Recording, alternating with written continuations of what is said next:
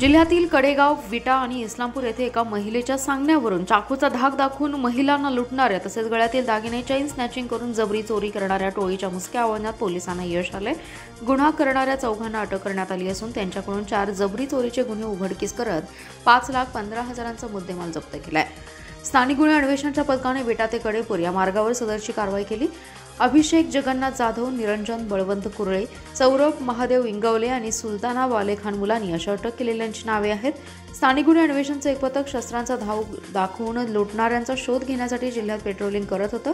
यावेळी पथकातील कर्मचारी हनुमंत लोहार आणि प्रमोद साखरपे यांना माहिती मिळाली की विटा ते कडेपूर रोडवर दुचाकीवरून तिघे जबरी चोरीतील दागिने विक्री करण्यासाठी येणार आहेत। मिळालेल्या माहितीप्रमाणे पथकातील कर्मचाऱ्यांनी सापळा लावून संशयित अभिषेक जाधव, निरंजन कुरळे आणि सौरभ इंगवले यांना ताब्यात घेतलं। त्यांची झाडाझडती घेतली असता त्यांच्याजवळ दागिने मिळाले।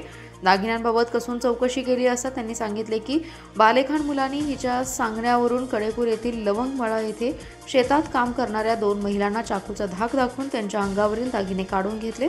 त्यानंतर इस्लामपूर येथील पेठ, विटा येथील कारवे आणि देवनगर या ठिकाणी जबरी चोरी करून आणि चेन स्नॅचिंग केली आहे। यावेळी त्यांना ताब्यात घेऊन त्यांच्याकडून 4,35,000चे दागिने, 70,000ची दुचाकी आणि एक मोबाईल असा एकूण 5,15,000चा मुद्देमाल जप्त केला।